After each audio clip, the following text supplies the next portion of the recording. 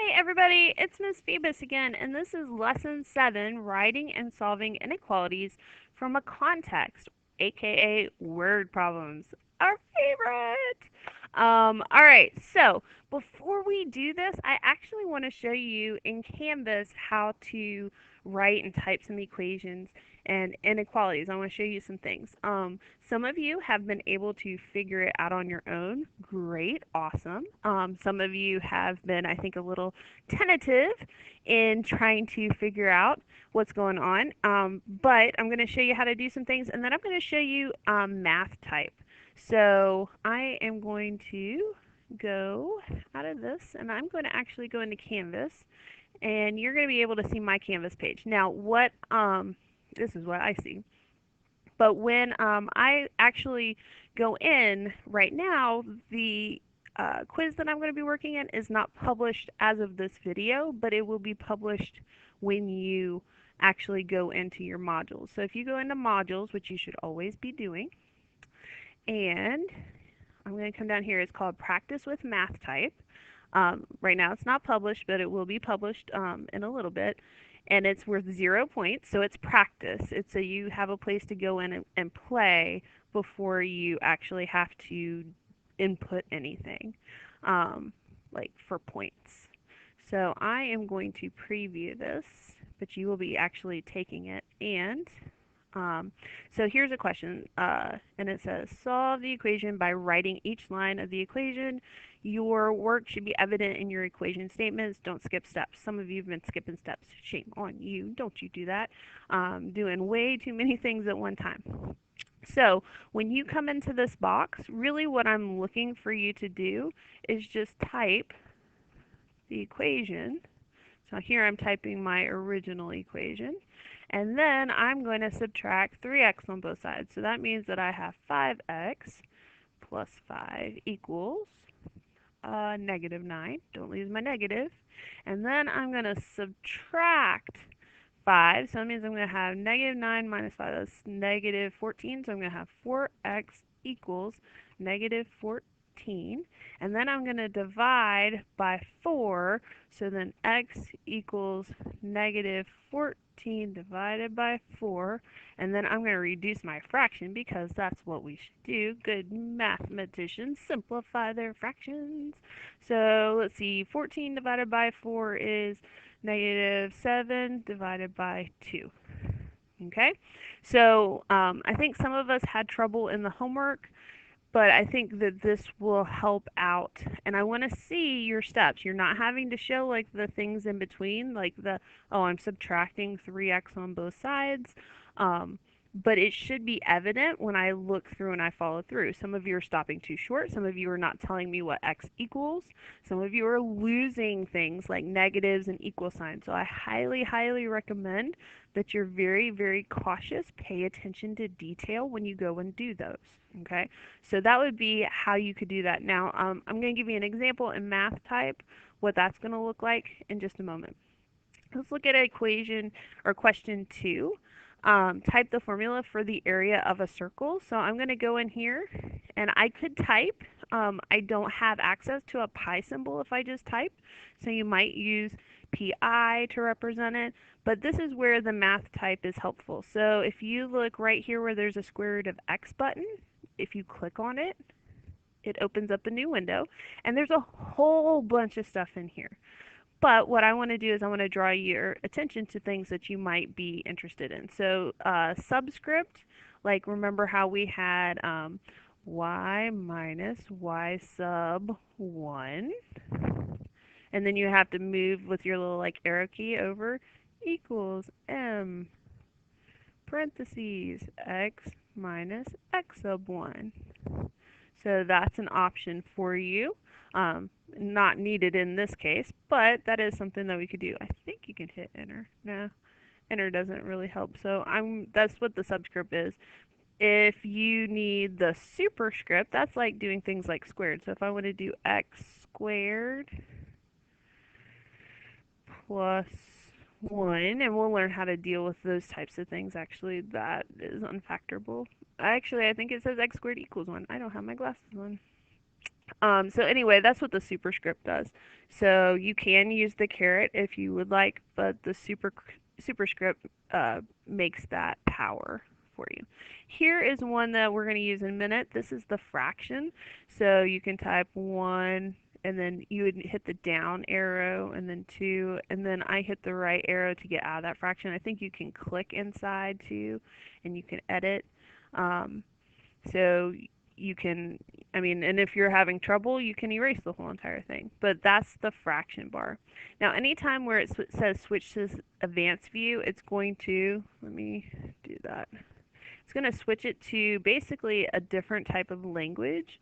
It's called LaTeX, and it's a mathematical computer programming-ish kind of language. And so if you accidentally end up there, you may need to hit switch back to basic. You want to be in the basic view. There are square roots. That's what this guy is. So we could do square root of x if we wanted to. This is if you wanted to do like a cubic root. It's got a little 3 on it. X. Oops, I didn't put my 3 in there. So there's a cubic root. I don't think you really have to worry about any of those. You've got plus, you've got minus. We'll deal with those guys later.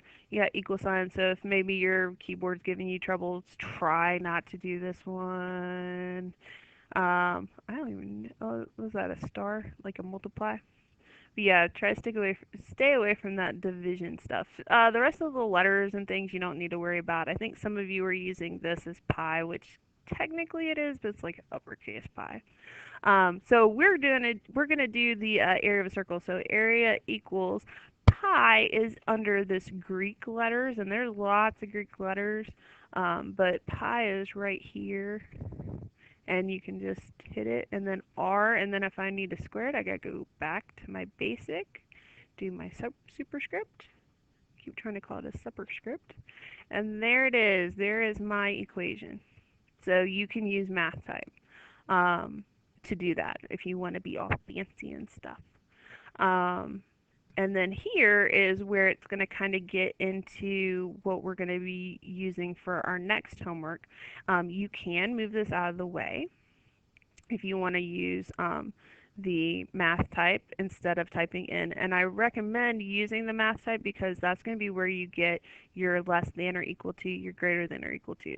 You can, if you use shift and comma and shift and period on your keyboard, you should be able to use those little bracket things for less than and greater than. But if you want to do the equal to's, you kind of got to be in this mode.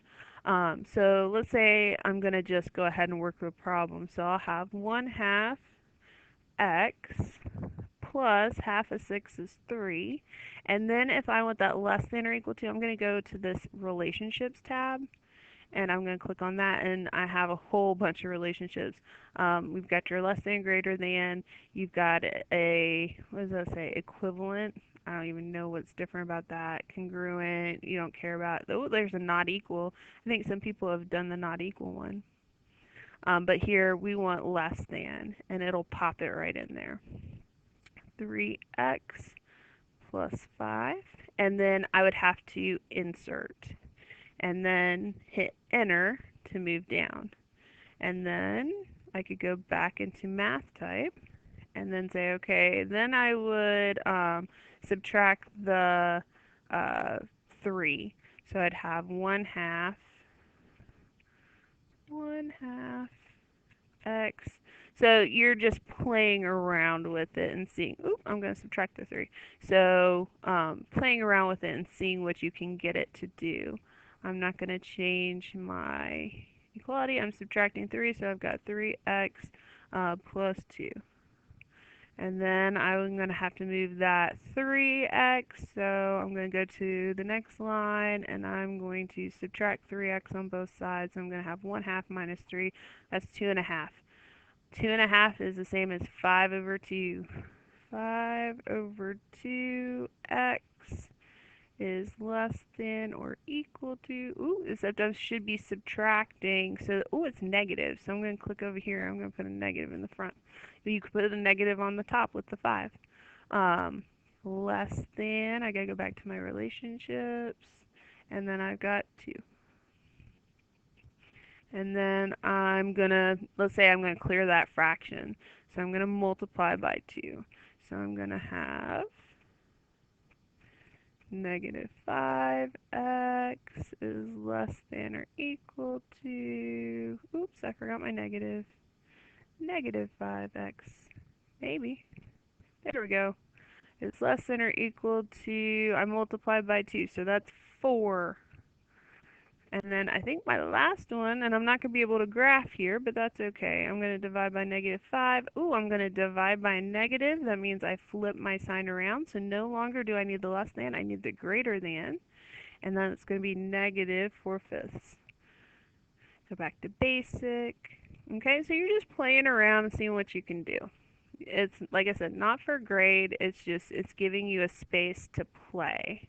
And then you can submit it. I may look at it. I probably won't. Um, but it gives you some stuff to be able to do. So that will be available to you when you are watching the video. You're watching the video now, so it should be available to you. All right, so we're going to get into, I'm going to submit my quiz, and then we're going to get into the lesson. All right, so we're writing and solving. So the key thing is I want to see that you can write them. I don't care if you can figure it out in your head. No, the key is to write. Can you write them and then go ahead and solve them? So, can you write? So, given a real world context, I can create linear inequalities in one variable and use them to solve problems. So, look, it's the Tennessee State Standards, and it says create inequalities in one variable and use them to solve problems. If you just solve the problems, you didn't do the standard. So, I need you to create. And it's hard to create, but guess what? You're going to create. We're also going to talk about interpreting solutions as viable or non-viable options. We kind of talked about that a little bit with our equations. All right, so here's the first one. Erica has found a pair of running shoes that she likes, and they cost, wow, my brain just $179, but she needs to maintain at least $25 in her savings account, or else you get fees, and Erica doesn't want fees. She already has $56 saved and has a job where she earns $9.25 per hour. Write and solve an inequality to determine the number of hours Erica will have to work to buy any of the shoes she likes, and then we're going to graph the solution. So we know that she needs at least $179 plus the $25 that she needs to have in her bank account. So that means 179 plus 25, she needs at least $204 before she can go and buy these shoes.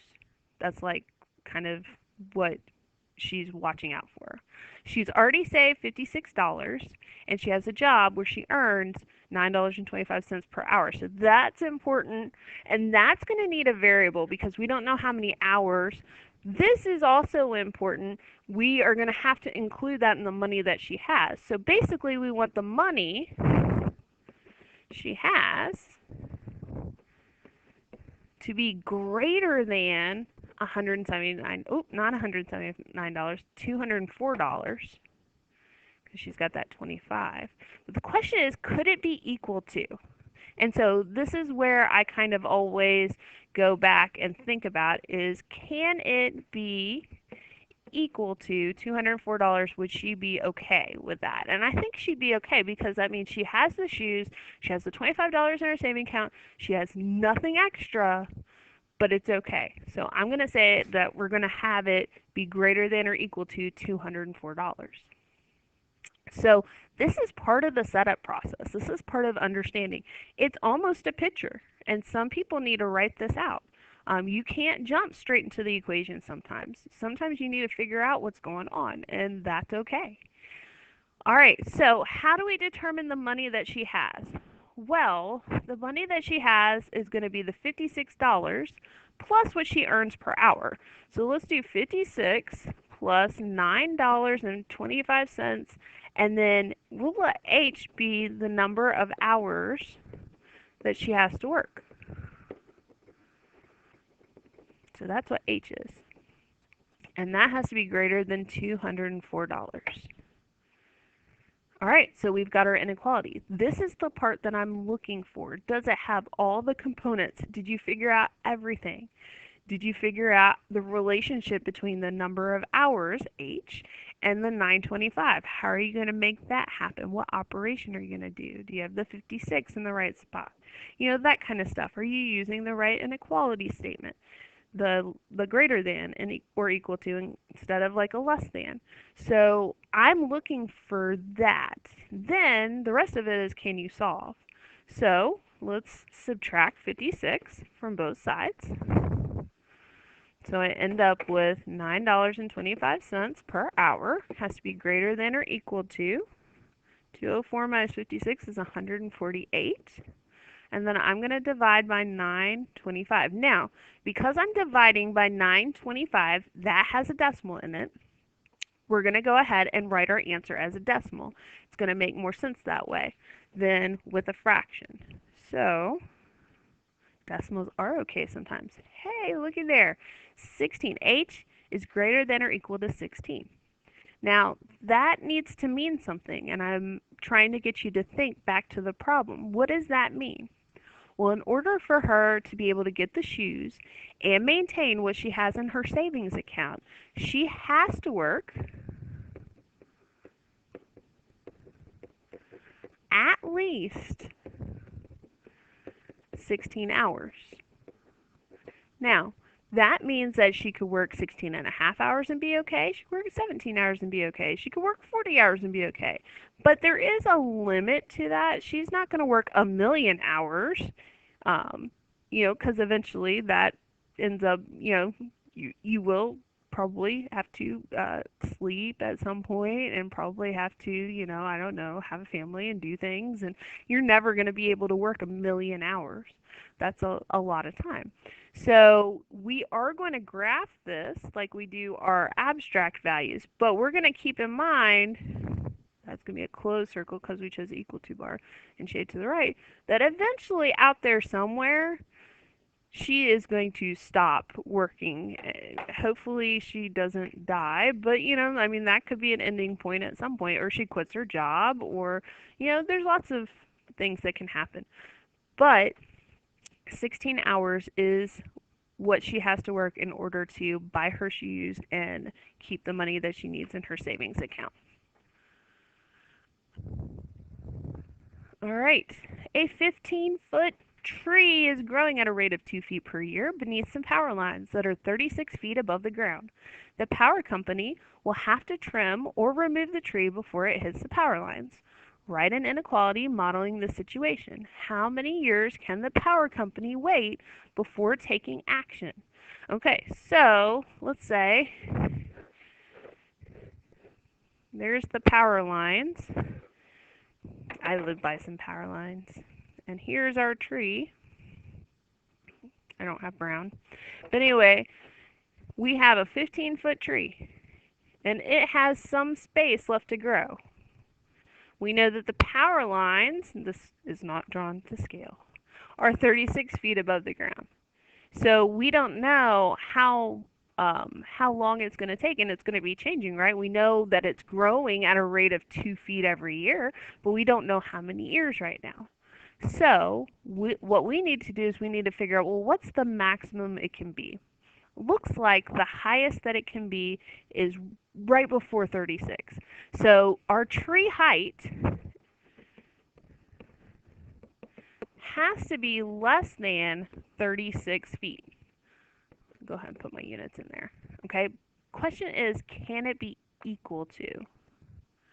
I don't think so, because if it's equal to, then the power company has to take action. So it has to be less than, so no equal to bar.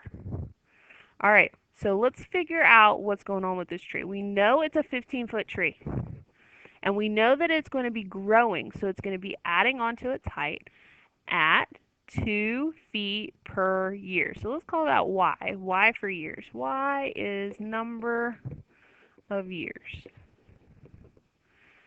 Okay, so 15 feet plus 2 feet grown per year has to be less than 36. Okay, so that is the key. I need you to be able to write that inequality, choosing the right signs. Okay, now let's solve for y. I'm going to subtract 15. 2y is less than, looks like 21.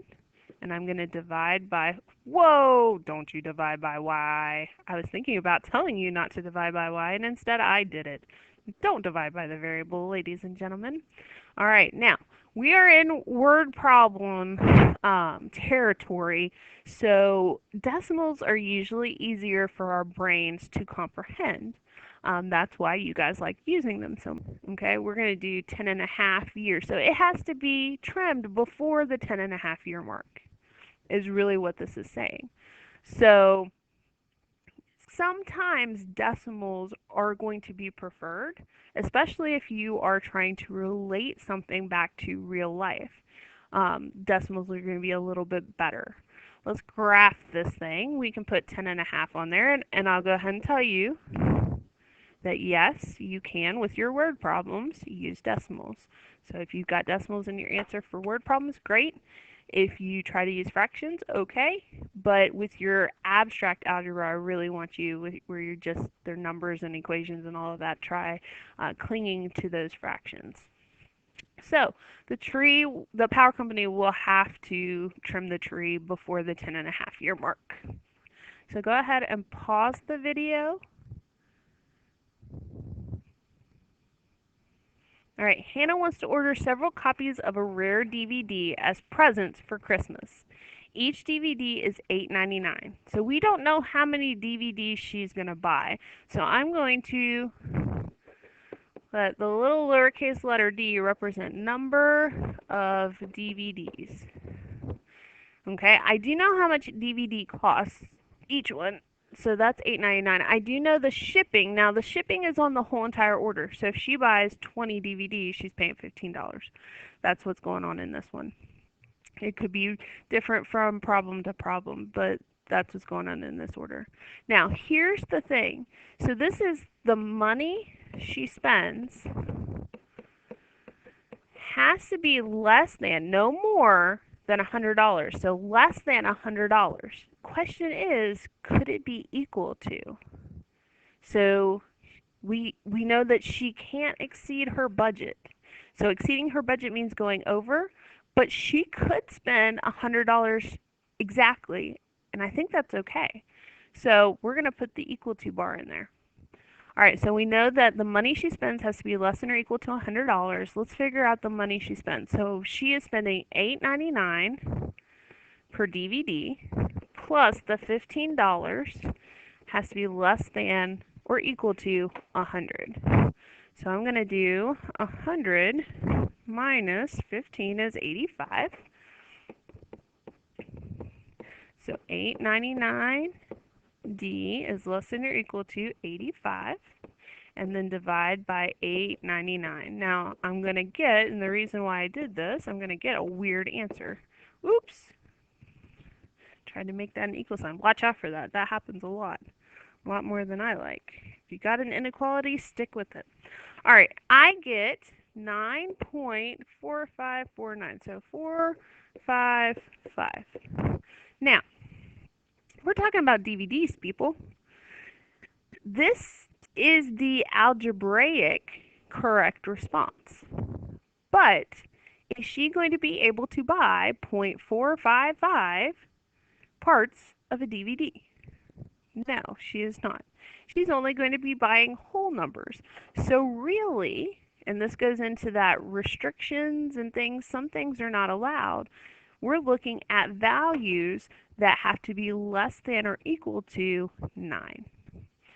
So when I do this, there are certain things to think about on my graph. First of all, can she buy negative DVDs? She cannot. She could buy 0 DVDs. 1, 2, 3, 4, 5, 6, 7, running out of room. 7, 8, 9. Okay? So she can buy each of those, but she is not, we're not going to be able to shade the graph like we have been.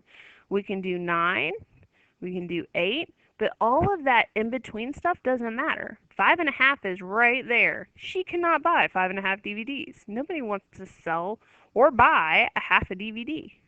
So we have all the dots. You can't have a -1 DVD. That doesn't make sense. Okay? So with our graph, we're showing all the possible values. So this is a little bit different than just shading and doing, 9.455, and we got an equal to bar, and that's different. This piece is all about how many DVDs can she actually buy, whereas this has a whole bunch of values that aren't going to work. Okay, so that's why the blue graph is better with the red dots than the red graph that I just drew.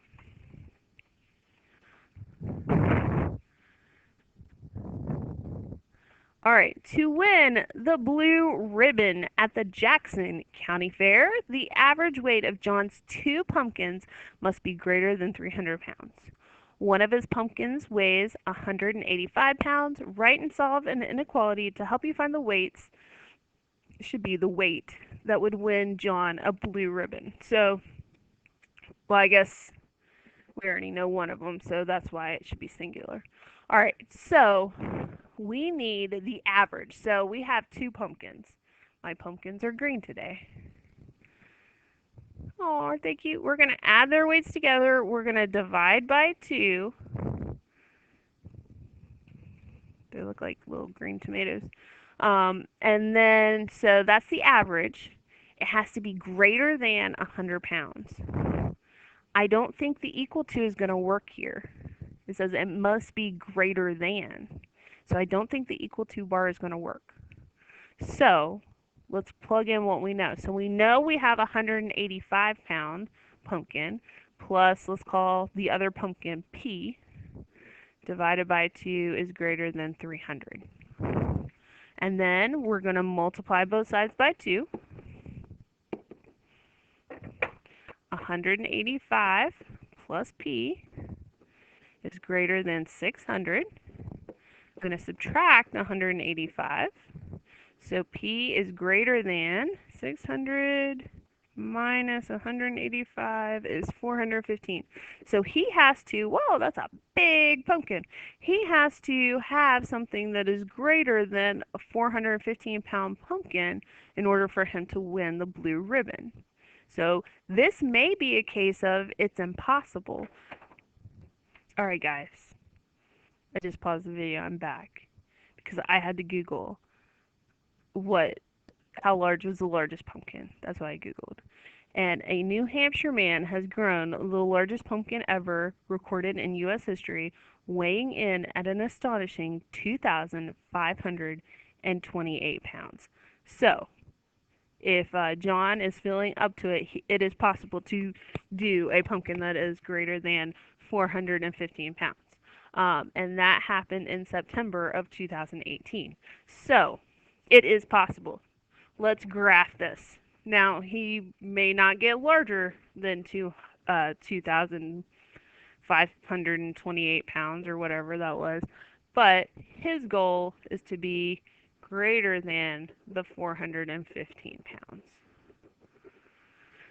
So eventually out there in space somewhere, there will be a stopping point where it's just way too big, but there's a lot of numbers in between. And weight is allowed to be, you're allowed to have half a pound. You're allowed to have, 3/4 of a pound. Jonathan works in New York City making $42 an hour. He works in an office and must get one of his suits dry cleaned every day, which costs $65. My goodness. Jonathan needs to make at least $260 per day to cover his other living expenses. Write and solve an inequality to determine the number of hours Jonathan must work to keep up this arrangement. So we'll see if living in New York City, working this job and having to do your dry cleaning is going to be able to work out, Mr. Jonathan. So let's see. We know that the money he earns has to be greater than $260 per day. Okay, so we're just doing a daily thing. Okay, so he's going to work, and then he's going to do his dry cleaning, and then whatever's left over has to be greater than 260. Now the question is, can it be equal to 260? I think so. If he makes at least $260, if he got $260, that would be good enough. So the money he earns has to be greater than or equal to $260. Now, the piece that's going to be our variable is the number of hours that he's going to work. And that is tied to the $42 per hour. So $42 per hour, let's call that H, minus 65, because he's subtracting money off of his hours that money that he's earned. Ooh. Has to be greater than or equal to $260. So we're going to add 65. 42H greater than or equal to 260 plus 65 is 325. And then I'm going to divide by 42. So H is greater than or equal to 7.74. Okay, so this is hours, and you are allowed to you're allowed to work a fraction of an hour. Okay, so this is almost 7 3/4 hours. That's what, 7 hours and 45 minutes? That you could do in a work day. Okay, so he would have to do that, work at least that, if not more. So that is possible, and the decimal is also possible in this case too. Okay, so when you're talking about whether the item can be, cut into parts or not, that's what you're looking at as far as is there a constraint. All right, let's look at problem number 6. Oh, this is a you try problem. See if you can figure out how to do this problem. All right, an 18-wheel truck stops at a weight station before passing over a bridge. The weight limit on the bridge is 65,000 pounds. The cab weighs 20,000 pounds. The trailer weighs 12,000 pounds. Write and solve an inequality to determine how much cargo the truck can hold to be allowed to go over the bridge. Graph the solution. All right, so I know that when we are dealing with this, we've got the cab plus the trailer plus the cargo. And that needs to be less than, that's got to be smaller than my 65,000 pounds. Now, could it be equal to? I guess it could be equal to. Let's go with yes. At 65,000 pounds, so they're probably going to be like, and we're not even counting the driver either, too. So hopefully that they're weighing that in the front part of the cab, maybe. But I'm going to go with equal to. If you think that it's less than and not less than or equal to, that's okay, too. We may have a little bit of a disagreement there. All right, so the cab weighs 20,000 pounds. The trailer weighs 12,000 pounds. And then the cargo, I don't know, I'm going to call that C, has to be less than 65,000 pounds. Some of you may have already combined like terms.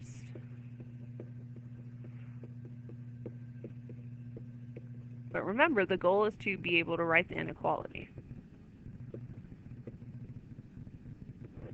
C is less than or equal to 33,000 pounds. So they're not going to be able to go over 33 pounds worth of cargo. 33,000, I think. I'm going to close that circle, and I'm going to shade to the left. How'd you do? I think we're almost done. We only have a few more, I think. Actually, 7, I think, is the last one. So let's see. The quotient of a number, N15, is no greater than 450. This is a you try problem. Why don't you pause the video and try this problem? All right, the quotient of a number, N15. That means that we're dividing. And when we talk about quotient and we're talking about um, getting that stuff into a division problem, it's always whatever's written first is in the numerator, whatever's written second is in the denominator. So the quotient of a number, I'm going to call that n, and 15.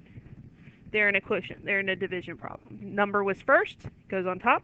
15 is second, goes on the bottom. Is no greater, so it has to be less than 450. Now, could it be equal to? Is a number no greater than 450? Can 450? I would say we could put an equal to bar in there. All right. Now we're going to solve for n. We're going to multiply both sides by 15. Boop. N is less than or equal to 450 times 15 is 6,750. So any number that is less than 6,750 will fit this equation, or will fit this inequality. So 6,750, I'm doing a closed circle, I'm shading to the left. And that's it, ladies and gentlemen. We are done with this lesson, writing and solving inequalities. Now, there is one more thing that I do want to address before you leave, and that is we're coming close to the end of our unit. Now, our unit is over equations and dimensional analysis and literal equations and pretty much everything you've been doing all the way up through lesson 10. Now, this is lesson 7, so you still have 8, 9, and 10 to do. 8 and 9 are going to happen on Thursday and Friday. 10 is going to happen on Monday. So instead of testing on Tuesday, which I feel is kind of weird, I thought that it would be better to do a test on Friday, August 28th. So what's going to happen is Monday we're going to wrap up Unit 1 and we're going to go into Unit 2, which is on functions. You will not be tested on functions, but we will go ahead and keep learning.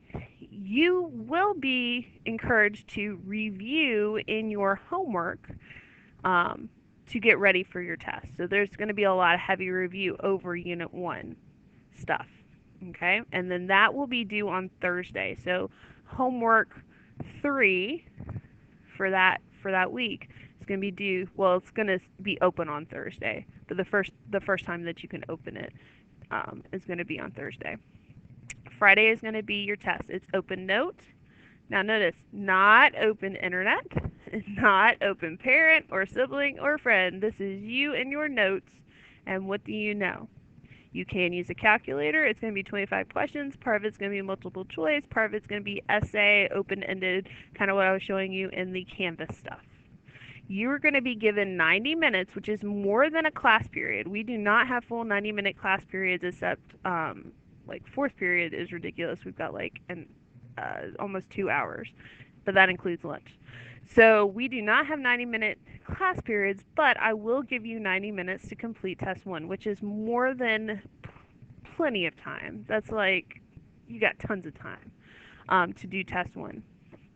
So you will be offered during your assigned class period 90 minutes. So for first period, from 7:45 to 9:15. For fourth period, 11:50 to 1:20. Fifth period, from 1:30 to 3 o'clock. Yes, it goes over kind of the bounds of those periods, but I wanted to be able to give you 90 minutes. You finish before 90 minutes is up, great, you're done. Okay? If you wish to test at a different time, so maybe you have something going on first period and or second period, so you have like a 9-10 meeting and you are in first period and you are worried about having enough time and you want to reschedule your test. It doesn't have to be during one of these test times, but you can get 90 minutes to be able to take that test. You have to email me. So you have to email me if you need a different testing time. Look here in yellow, I wrote it again because you guys have not been reading instructions, so I'm going to read it to you. If you wish to take a test at a different time than your class period, you must email me. When you take it, or when you're going to take it, you got to email me. when you're going to take it. It has to be on Friday, though. It's still Friday, August 28th. It's just during a different time. If you do not email me by the 27th, that is Thursday, the day before, then you are agreeing to take the test during your class period. So if you're like, okay, I'm going to take the test from 7:45 to 9:15, I'm not going to make any changes, then don't email me. You don't have to email me. But if you are going to make a change, you have to tell me when. If you make a change, you're like, hey, I'm going to take it from 2 to 2:30, not 2:30, 2 to 3:30, that's better, and I'm in first period. Great. I'll set it up for you. But if you do not show up for that test and you do not take the test in Canvas and you do not communicate anything to me, it's going to be a hard time for you because I'm going to have to put in a 0 in the grade book. So you have to be in communication with me. So make sure you know it's not this coming Friday. This coming Friday is the 21st. This is next Friday. Next Friday is the 28th. And you will be taking a test. And you have to determine where it fits on your calendar. And if it doesn't fit on your calendar, you have to tell me. But it doesn't matter when you take it, as long as it's on Friday. If you have any questions, please let me know. All right? But that is it. We're getting ready for test 1. I will have probably in a video a list of things to kind of help get you started to make sure that you are preparing for test 1. Okay, but that'll be probably in the next couple of videos or so. If you need to, or if you want to have a Google Meet where we can just sit and talk and work out problems and all of that kind of stuff, we can do that. You just need to email me. Tell me what you need. If you don't need me to do that, then I'm not going to hang out in a Google Meet by myself because that's lonely and sad and I might cry and I don't want to do that. If you don't need me, okay. But if you need me, you just tell me what you need me to do. All right?